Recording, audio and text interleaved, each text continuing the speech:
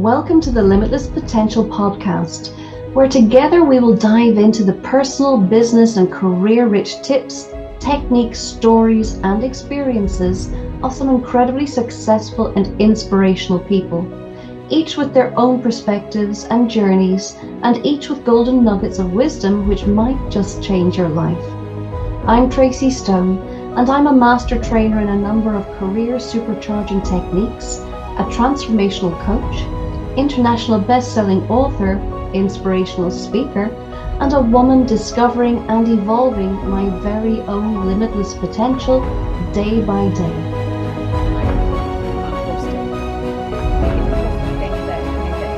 Determined.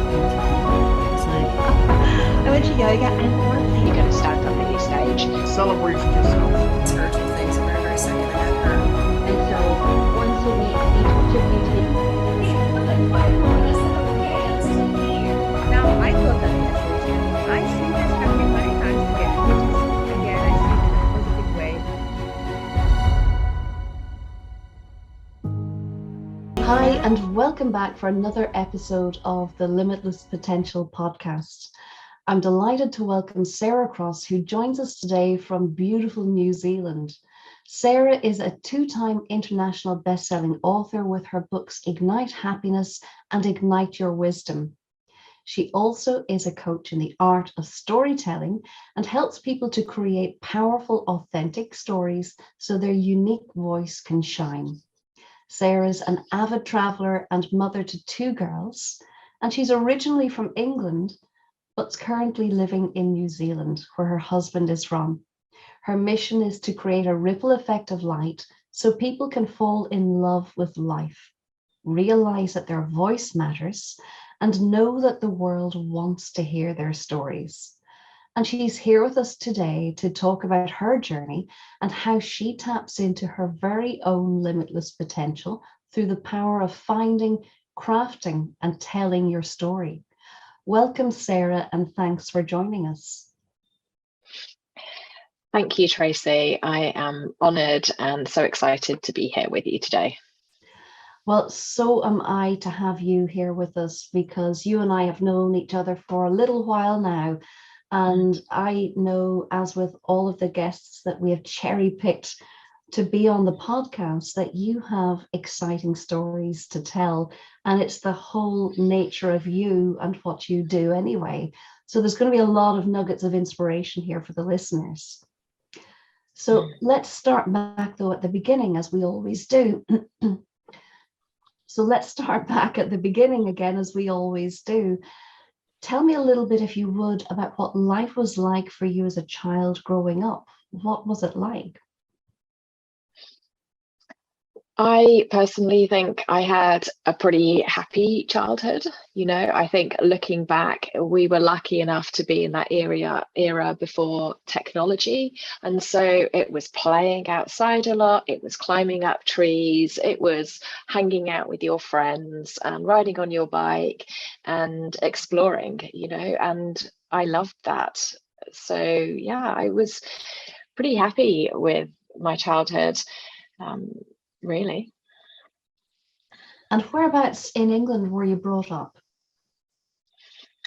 In Birmingham, which was a pretty big city, although where we were, it didn't feel like, if you weren't there right in the city.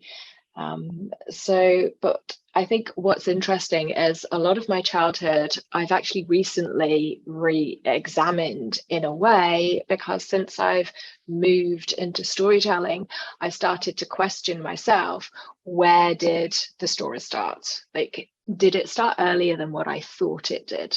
And of course, it always does. And I was transported back to memories of my junior school, sitting on that parquet flooring, cross-legged, listening intently to this giant of a headmaster tell me all about these incredible stories, and stories that I can absolutely remember today. And I'd forgotten that. And I think it's only since stepping into storytelling myself that I've realized a lot of these journeys go much further back than what we recognize at the time. They do. They very much do go further back. But the way you just explained that small little snippet of your childhood sitting cross-legged on the parquet and the giant of the teacher, headmaster, that evokes an image, and that lifts up that story so much. That was so powerful because I was visualizing exactly what you were saying, because I was seeing the little girl with the legs crossed. I was seeing the parquet floor. I was seeing this little girl looking up at this huge person in front of her. And that must be a big part of that art of storytelling. And clearly it comes very naturally to you, but I imagine it's something that you didn't always know you had within you. So let's kind of take that journey from that little girl who didn't yet really know that much about herself. Take us from there on a bit of a journey through, and what happened from there?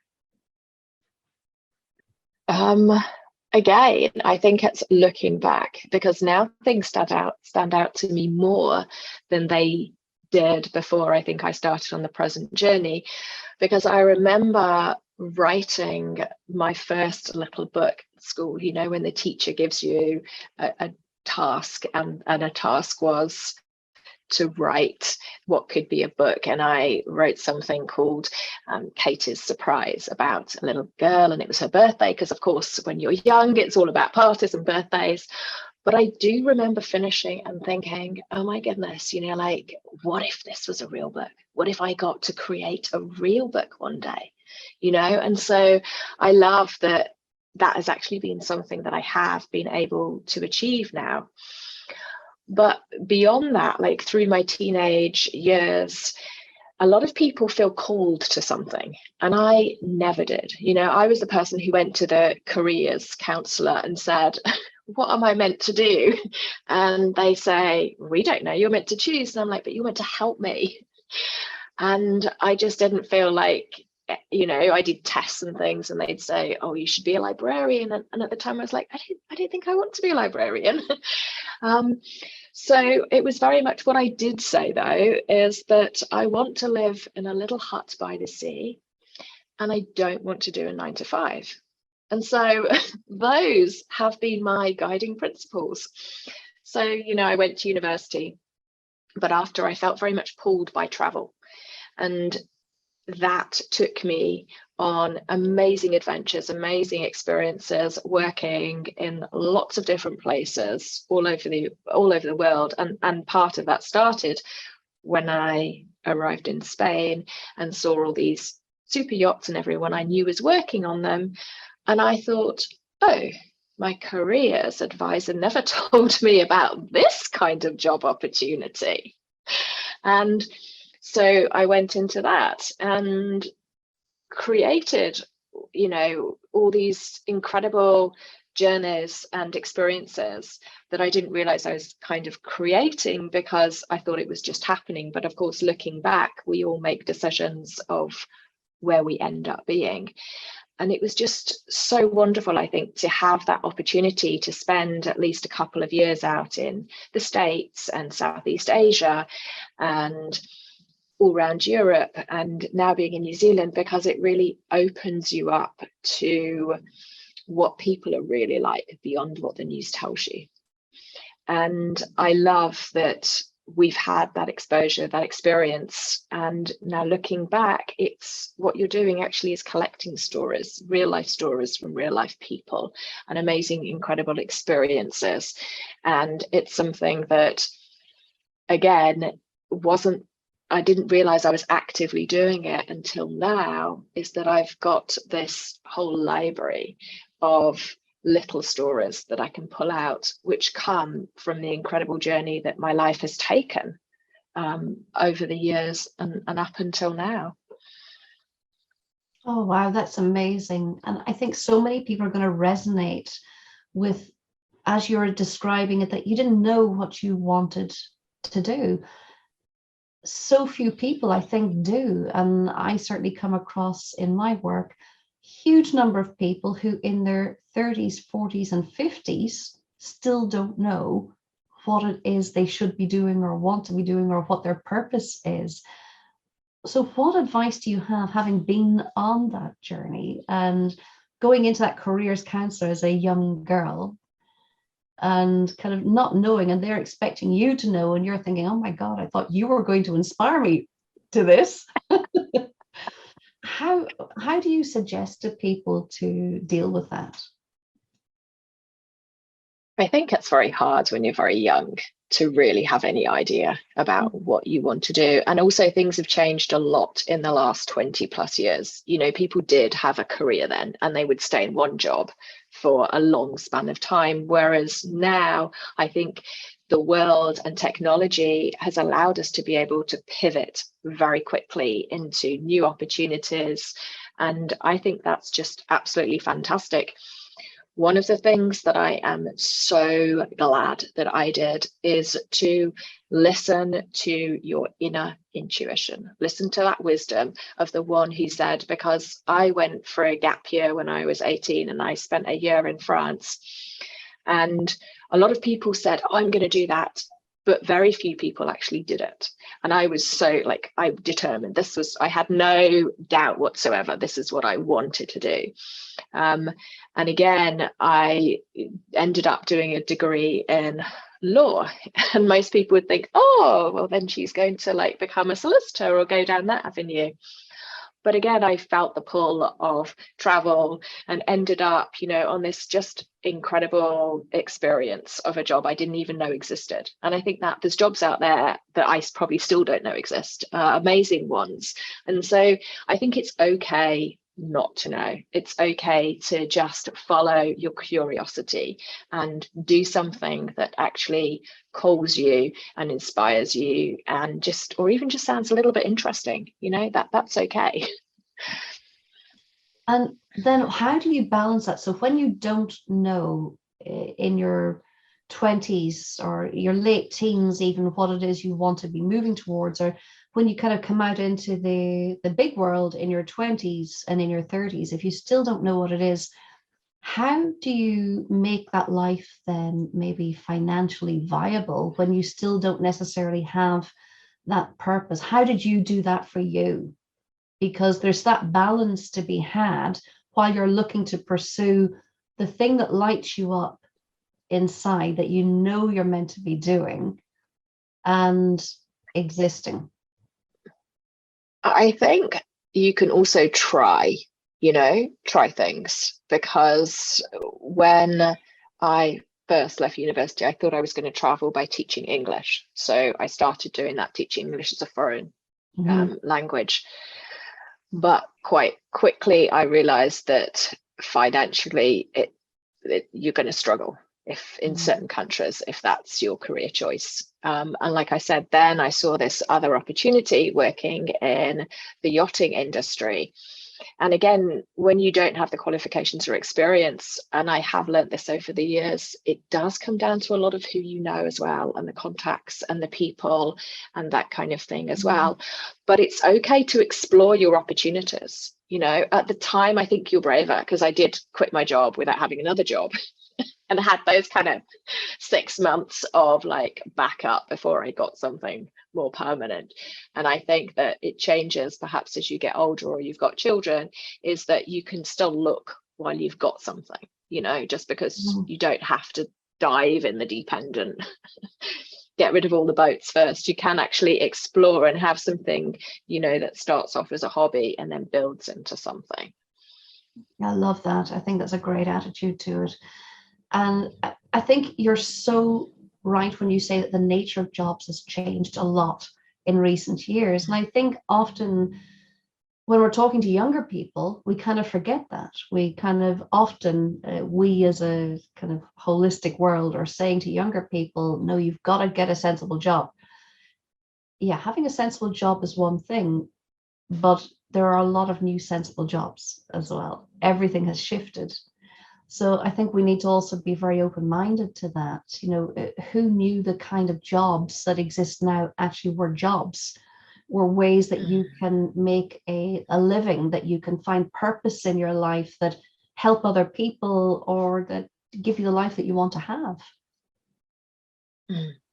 It's all changed. Yes, absolutely. It is. And I read somewhere now that in the future, they think that people might not, as opposed to one, on average, around 12 careers in a lifetime, you know? So Wow. I think the future is actually going to be about adaptation, about being able to upskill, change your skills. What does the market want? You know, as technology takes over more and more jobs, I think that is going to be one of the things that we have to be able to realize, is that we might have to upskill, uptrain, and do something slightly differently because what we were doing before no longer exists. Yeah, I think you're right. What insight that is. Imagine 12 possible careers over the span of your lifetime. Imagine the things that you get to experience and learn through that, and the stories that you get to enjoy and color your life with. So tell us more then, Sarah, about how you came from that kind of traveling into the next stage of your life and your career. What happened next? Well, we were slightly impacted by COVID. We haven't led the normal life. Just before that, my husband quit his job so we could go traveling with our children. And we're so grateful that we did, because you really don't know what's around the corner. You know, and he'd been saying for years, a classic example of like, I feel like this is a dead end, I want to change. And we were like, okay, stop. We'll just take a year or so and we'll go visit your family in Canada. We'll do this. And it was just, we homeschooled and traveled, and it was just so incredible, you know. And then of course we arrived in New Zealand and COVID hit. But around that time as well, you know, I realized that this is just, what if you could do this permanently? What if you could just travel with your family, go different places, which means you kind of have to have something online. And so I started researching into opportunities and things online, but there's a lot out there. There's a lot of information. There's a lot of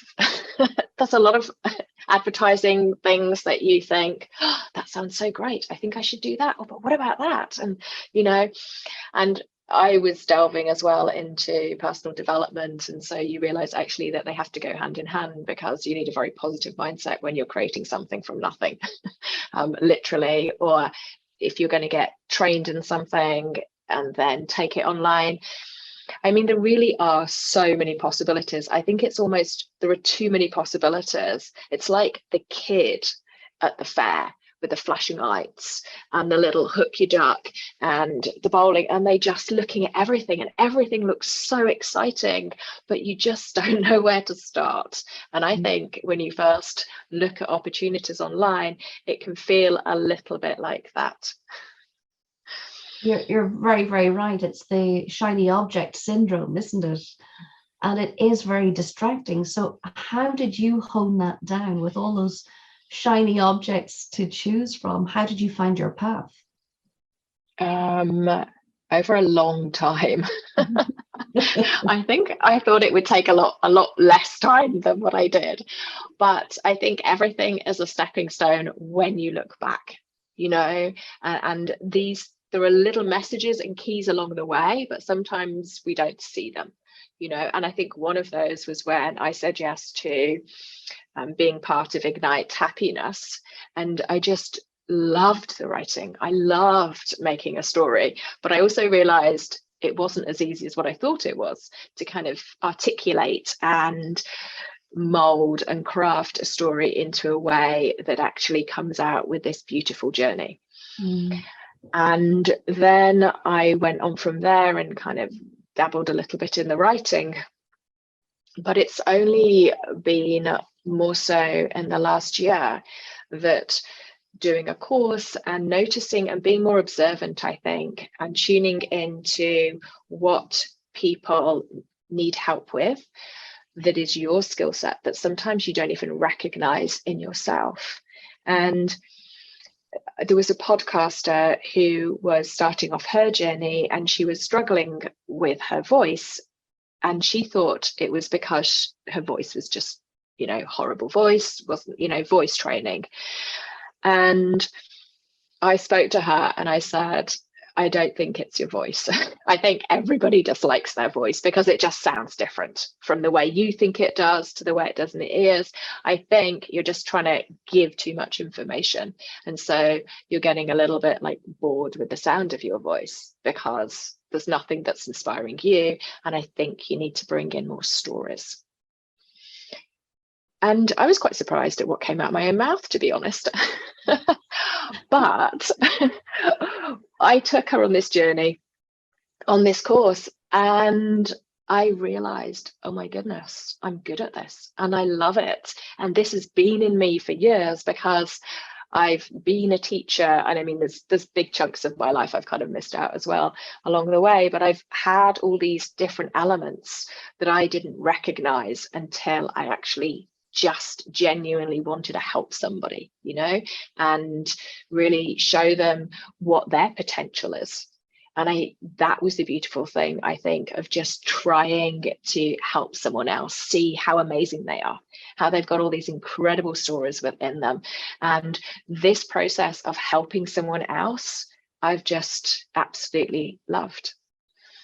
That's incredible. And then how did it impact that lady when you helped her to, she'd started by not liking her voice and kind of, I guess that dents the confidence, doesn't it? It makes you unsure and second guess yourself. How did this impact her when she'd been on this journey with you?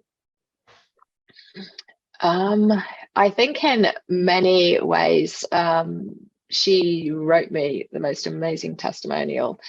And I know that what happened was that I shifted her perspective away from just trying to kind of feel like you have to inform people, feel like you have to like fill people up with information, to what if my gift is to talk about my story so that people can resonate, people can connect with me, and then they just start to slowly fall in love with who I am because they know me through my stories, because stories are that non-judgmental way of really bringing people into your world as well.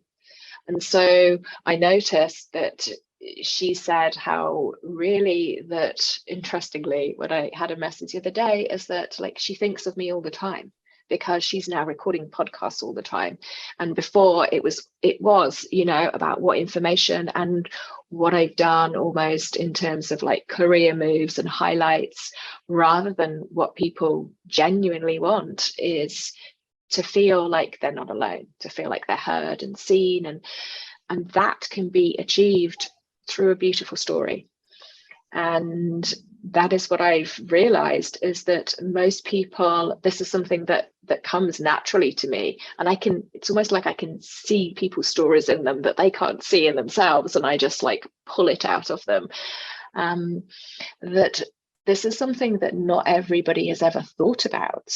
And I think because we're slowly transitioning from this digital information age, when before it was all about information, whereas now information is so readily available on the internet, there's almost too much of it. So there's like an overdose, I think, of information.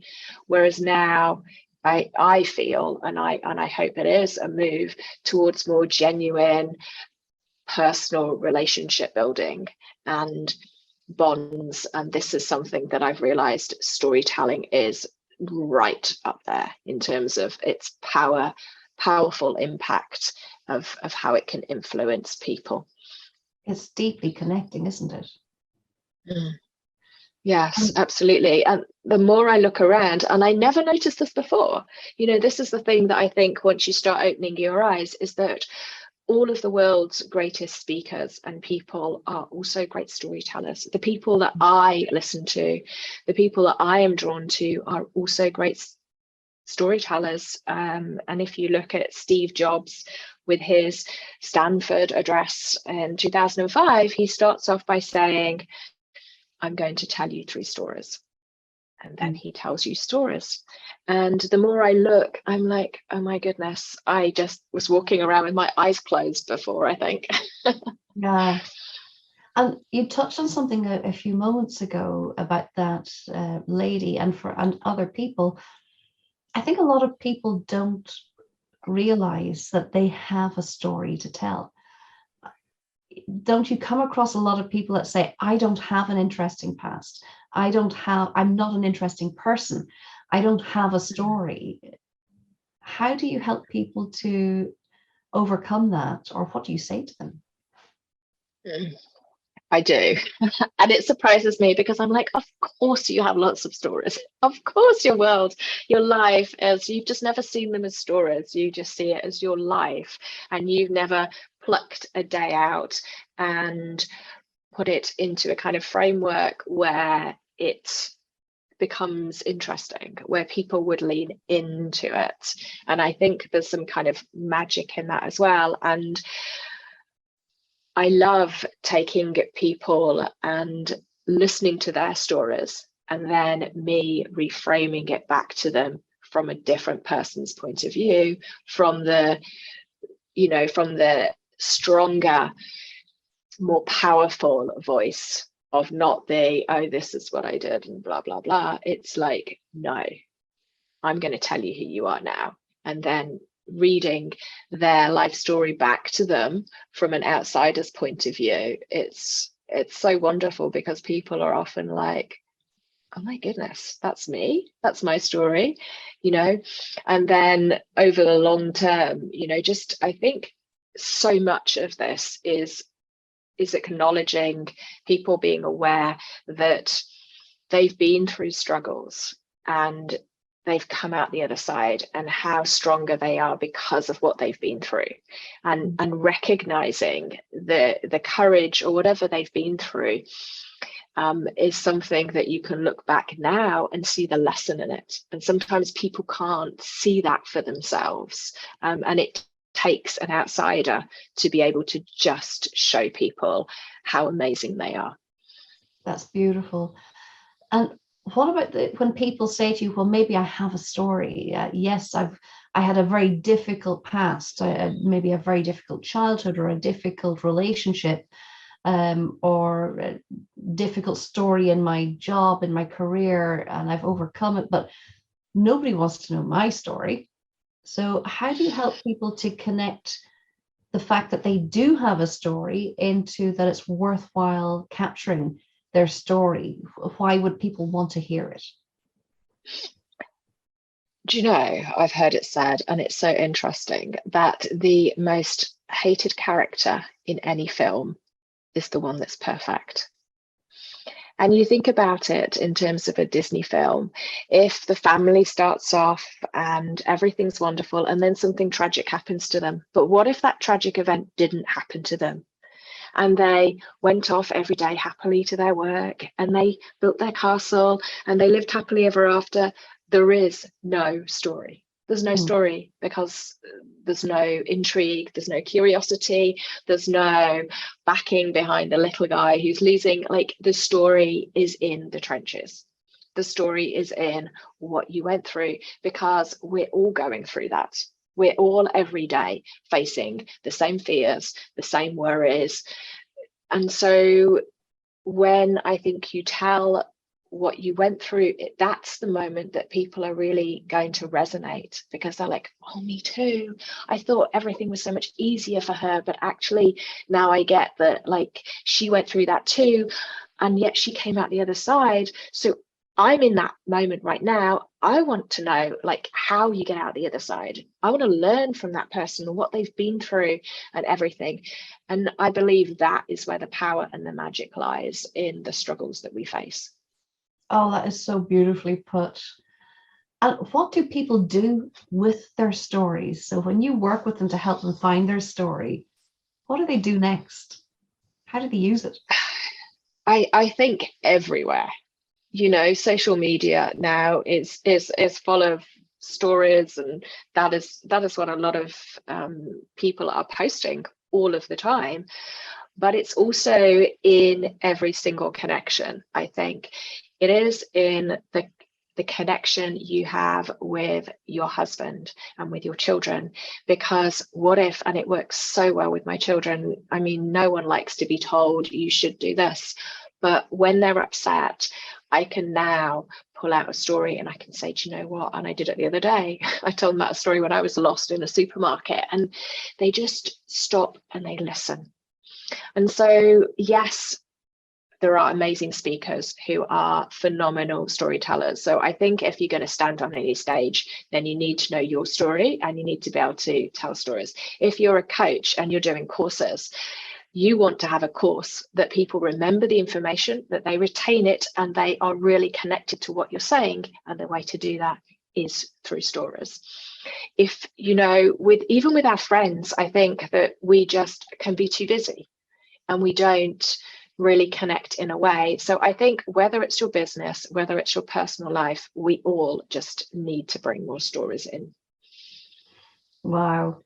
Now, if that doesn't inspire people to start thinking about their story, I can just imagine people listening in and saying, yeah, actually, I do have something, but they're still wondering, but am I brave enough to do this? How do you help people to find the bravery to open up and get into that nitty gritty and tell the story? Can you share with us any of the techniques that you use or advice that you give people to be brave and go there?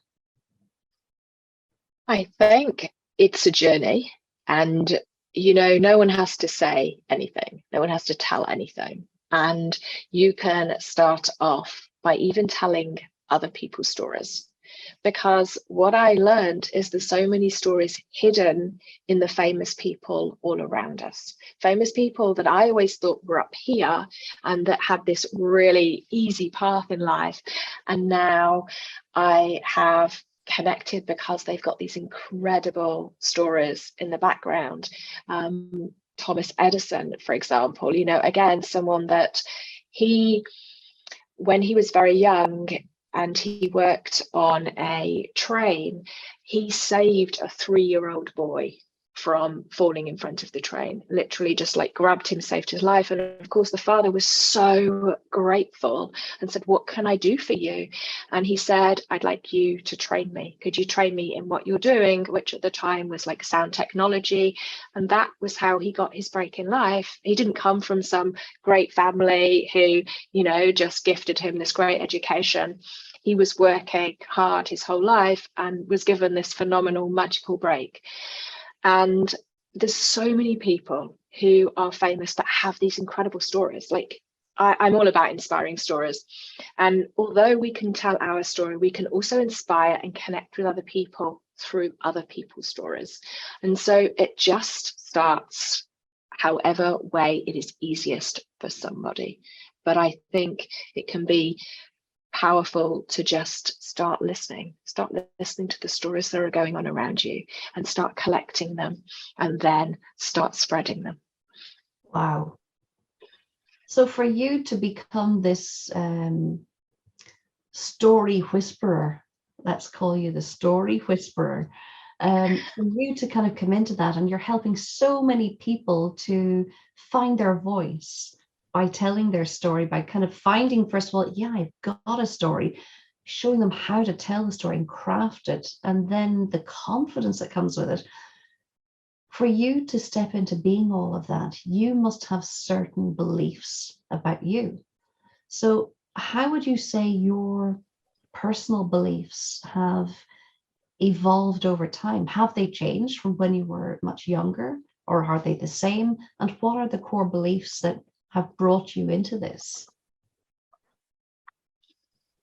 I would say completely. We change and evolve over time because I was an extremely quiet child. And so the fact that I now help other people to carve their voice is almost ironic, but there is some essence of the way that we learn ourselves, or we teach what we need to learn, that kind of thing. And so I know myself how much we are all capable of, how even, and I think it's almost unfortunate that these labels get attached to us, because I think they are labels. They become labels and then we believe them, and once we believe them, they're really hard to get off. And I'm thinking right now of like some of the really sticky stuff that you need like extra kind of special remover to get off, because once those labels are often put onto us by other people, we assume them and we believe them, and then they're just, you know.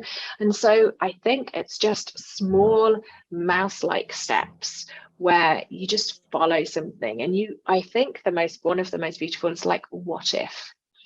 And even when on my journey online, I tried lots of different things, but even when I just decided, okay, I'm going to be a storytelling coach, and I literally made that name up, and within days I watched this person online who was called a chief executive storyteller for Success magazine.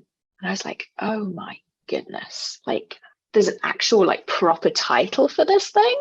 And then on top of that, look at her, look how amazing she is.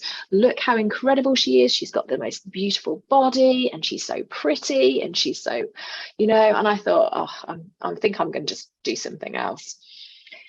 And then this really strange thing happened. I noticed my brain just switch, and it said to myself, okay, what can you do that no one has ever done before? And I thought, nothing. Anything I do, someone else will have done before, and someone will probably be more ahead of me, and they'll probably, you know, in my eyes, be more accomplished or more qualified or more of anything. You know, whatever we do, there's someone out there already doing it.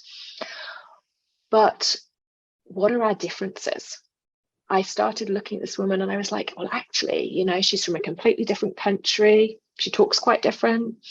And then it was obviously as well, she's got a completely different experience, a completely different journey in life, and she's got different stories that she's going to tell that aren't the same as me.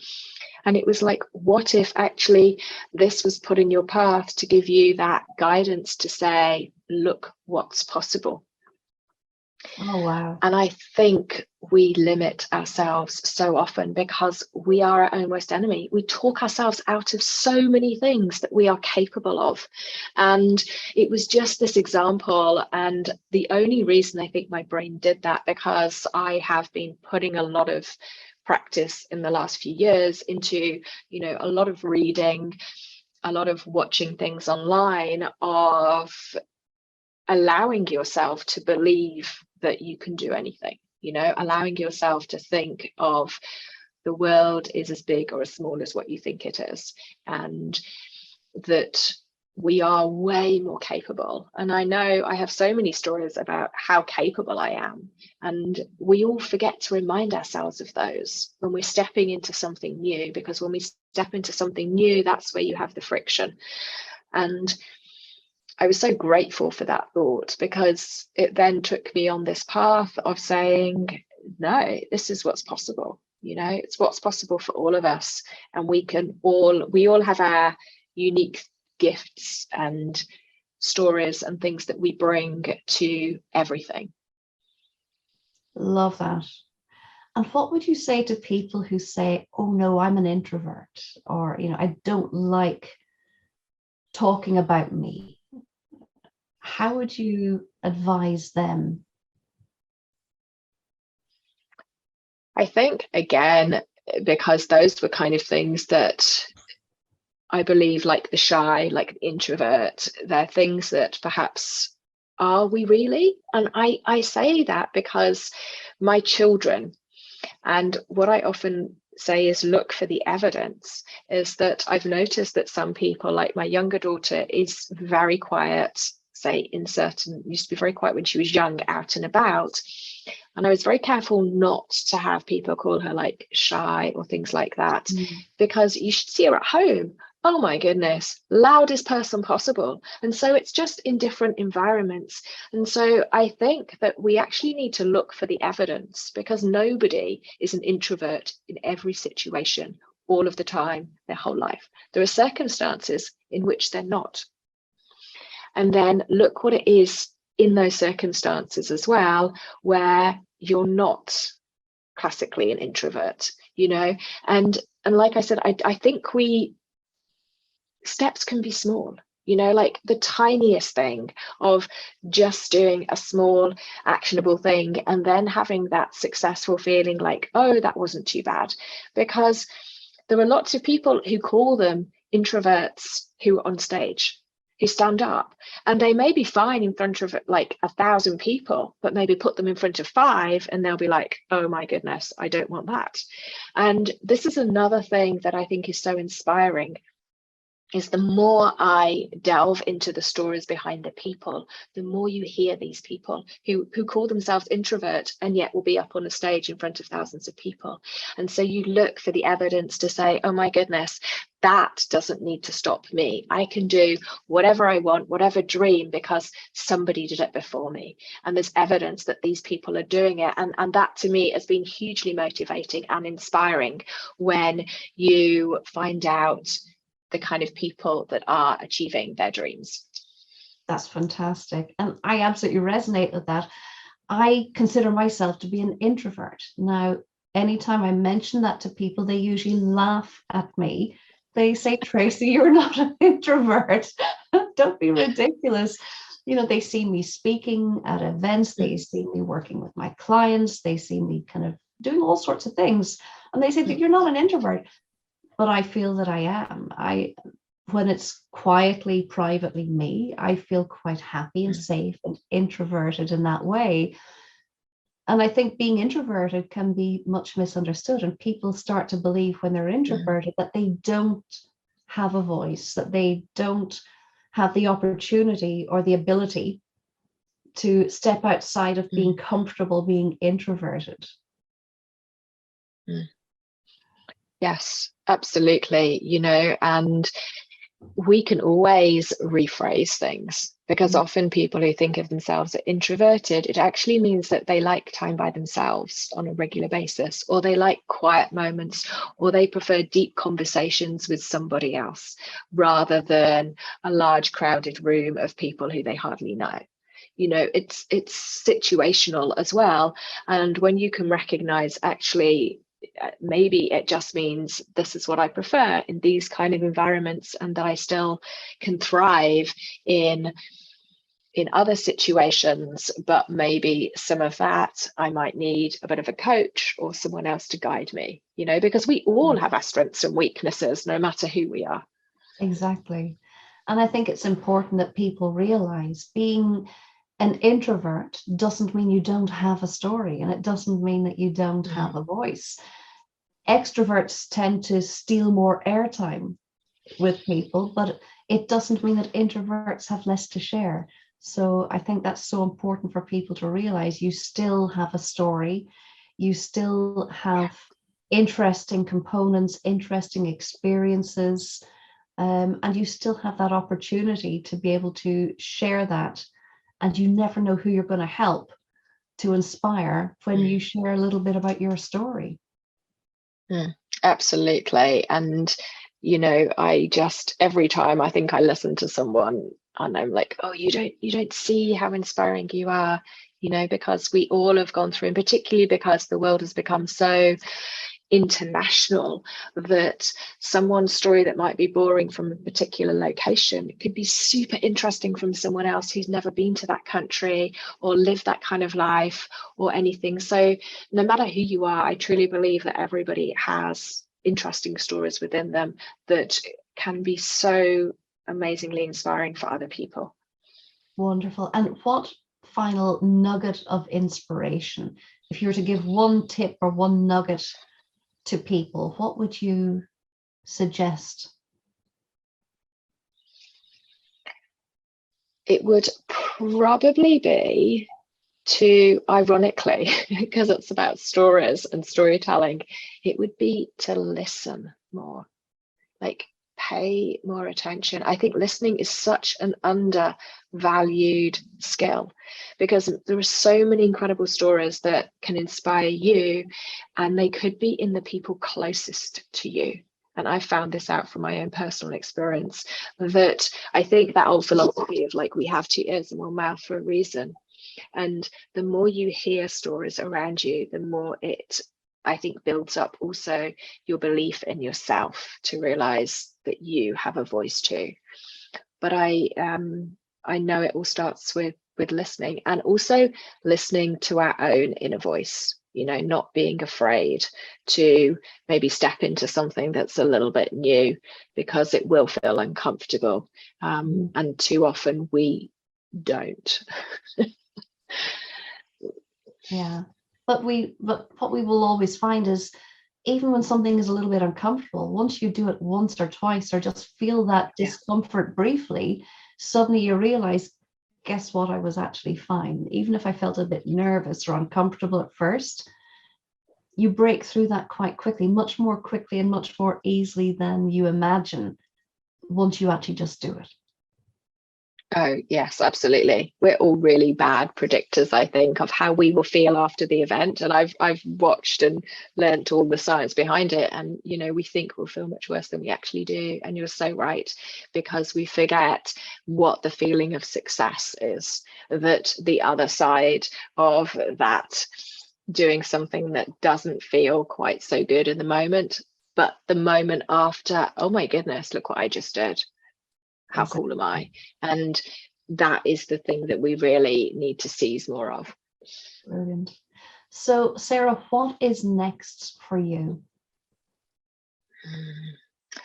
That is such a good question, because I'm almost asking that myself in many ways, but I am also a big believer in, maybe there's something just so incredible around the corner that I just can't even dream big enough for myself. So in the short term, while I'm waiting for that amazing event to uplift me, I am running my own courses. And I think there's something very powerful about collaboration and working with other people to really help them unfold and unpackage their stories and upskill them. And so I obviously work one-on-one with people, but I do also love that group combination. Love it. Now, I know that your website and your contact details are going to be in your bio attached with the podcast, but tell people now how they can find out more about you. How can they get in touch or learn more about this wonderful art of storytelling? The best way, I would say, is to just send me an email, because I absolutely read my emails. I am sarah@thestorytellingart.com, and just reach out, say hi. Fantastic. There's nothing to be lost by doing that. No, Fantastic. absolutely. Sarah, it has been amazing. I've been enthralled. And seeing all that wonderful imagery as you kind of craft that story as you go through this today with me. Thank you. Thank you so much for joining us and for sharing all of that. And I know it's going to inspire a lot of people to want to tap into their own stories. I hope so, because that is actually one of my deepest wishes, that we all become master storytellers of our own stories. Fantastic. Thank you again, Sarah. And thank you, everybody, for joining us for another inspirational episode of Limitless Potential. And everybody should be looking up Sarah and finding out how to pull out and enjoy and revel in your own story and find your voice. It's easier than you could ever imagine and more rewarding. So thanks, guys. We will see you soon for another episode of Limitless Potential.